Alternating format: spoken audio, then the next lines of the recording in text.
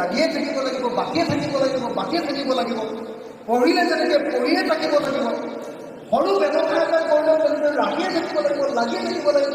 কিন্তু আমাৰ অসমীয়া মানুহৰ স্বভাৱটো কি? অকল ইলেকশ্যনৰ সময়ত আমি পলিটিকেল, পঞ্চায়ত পাইছে সেই সময়ত আমি বিৰাট পলিটিকেল। বাকী 4.5 বছৰত আমি নিজৰ ৰাজনৈতিক চেতনাটো ঠাণ্ডা হৈ বহি থাকোঁ আৰু চৰকাৰে যি কাম কৰে তাকে আমি মানি থাকোঁ। আমি এই অৱস্থাটোৰ পৰিৱৰ্তন কৰিবৰ কাৰণে ৰাইজৰ দলটো সক্ৰিয় কৰিব পাৰিছোঁ। আপোনালোকে নিশ্চয় লক্ষ্য কৰিছে যে সমগ্ৰ অসমত আজি স্মাৰ্ট মিটাৰৰ বিৰুদ্ধে বিদ্ৰোহৰ পতাকা তুলি ধৰিছে ৰাইজৰ দল আৰু কৃষক মুক্তি সংগ্ৰাম। সমগ্ৰ ৰাজ্যজুৰি, এয়া বাগানতেই হওক, চাহ বাগানতেই হওক বা গাঁৱতেই হওক, নগৰতেই হওক বা গুৱাহাটী মহানগৰীতেই হওক, প্ৰত্যেকটো এলেকাত যদি আপুনি দেখিছে যে স্মাৰ্ট মিটাৰৰ বিৰুদ্ধে আন্দোলন কৰিছে, তাত কৃষক মুক্তি সংগ্ৰাম সমিতি, ছাত্ৰ মুক্তি সংগ্ৰাম সমিতি অথবা ৰাইজৰ দলৰ মন্ত্ৰী। অৰ্থাৎ আজিৰ দিনটোত অসমীয়া মানুহৰ জাতীয় চেতনাক ৰাইজৰ দলে প্ৰতিনিধিত্ব কৰি আছে। বাকীবিলাকে ইলেকশ্যনৰ কথা চিন্তা কৰি থাকে, আমি ৰাইজৰ জনজীৱনটোৰ লগত। আৰু মই সেইকাৰণে আপোনালোকক কৈছোঁ, 26 চনৰ নিৰ্বাচনত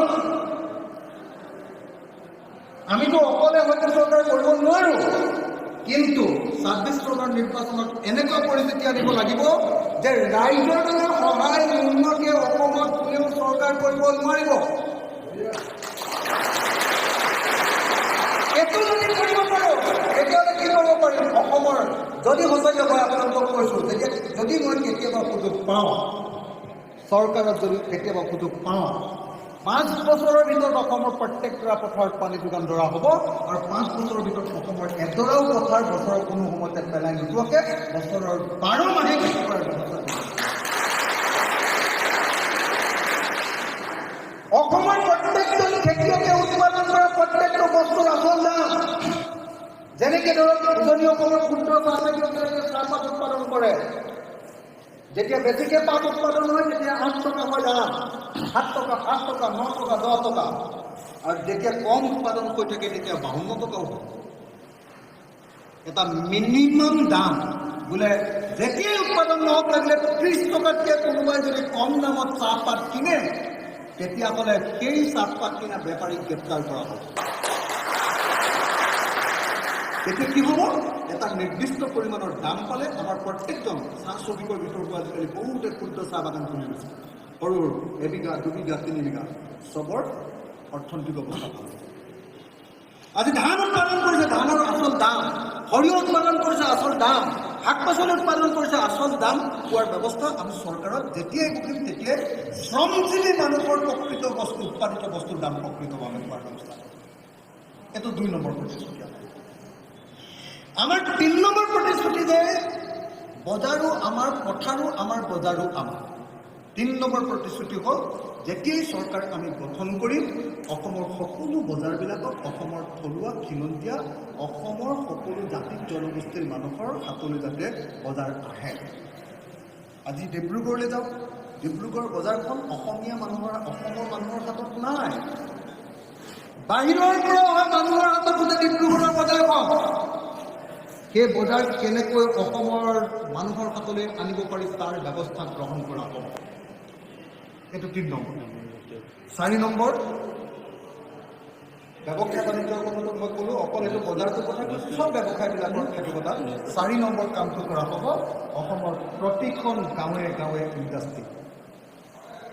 এতিয়া বিজেপি চৰকাৰে কৈছে যে নহয় আমি টাটাক মাতি আনিছোঁ, জাগিৰোডত আমাৰ কি ছেমি কণ্ডাক্টৰ ইণ্ডাষ্ট্ৰী হ'ব। ছেমি কণ্ডাক্টৰ ইণ্ডাষ্ট্ৰীত কেইটা মানুহে চাকৰি পাব? কিন্তু আমাৰ অসমৰ ল'ৰা, আজিৰ দিনটোত অসমৰ ল'ৰা আটাইতকৈ বেংগলোৰ, কেৰেলা এইবিলাকত গৈ কাম।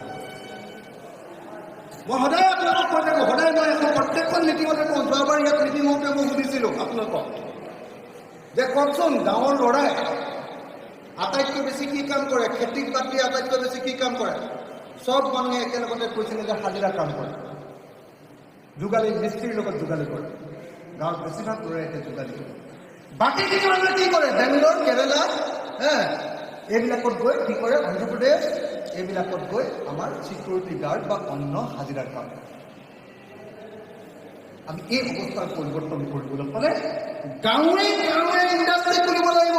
কোনো টাটাই, কোনো আম্বানীয়ে ইয়াত আমাক ইণ্ডাষ্ট্ৰি খুলি আমাক চাকৰি নিদিয়ে। ইণ্ডাষ্ট্ৰি খুলি যদি চাকৰি দিয়ে, চাহ বাগিচাৰ শ্ৰমিকসকলৰ নিচিনাকে এদিনৰ 250 টকা হাজিৰা দিব, চলিব নোৱাৰা হাজিৰা। মই বিধানসভাত ইমান কৈছো যে 250 টকা মই মুখ্যমন্ত্ৰীক দি দিম বুলি কৈছো। মই আপোনাক 250 টকা দিম, আপুনি এদিন চলি দেখুৱাওকচোন 250 টকা। চিএমক মই কৈছো হিমন্ত বিশ্ব পাৰে নেকি কওক আজিকালি 250 টকা। যদি সঁচাকৈ অসমৰ ৰাজ্যৰ পৰিৱৰ্তন কৰিবলৈ কয়, তেতিয়াহ'লে গাঁৱে গাঁৱে ইণ্ডাষ্ট্ৰি কৰিব পাৰিব লাগিব। কি ইণ্ডাষ্ট্ৰি? মই সদায় কৈ থাকোঁ, বেবী ফুডৰ ইণ্ডাষ্ট্ৰি। কঁঠালৰ পৰা বেবী ফুড কৰি গোটেই পৃথিৱীৰ মানুহক ক'ব পাৰি। ভীমকলৰ পৰা বেবী ফুডৰ ইণ্ডাষ্ট্ৰি কৰি গোটেই পৃথিৱীৰ মানুহক ক'ব পাৰি।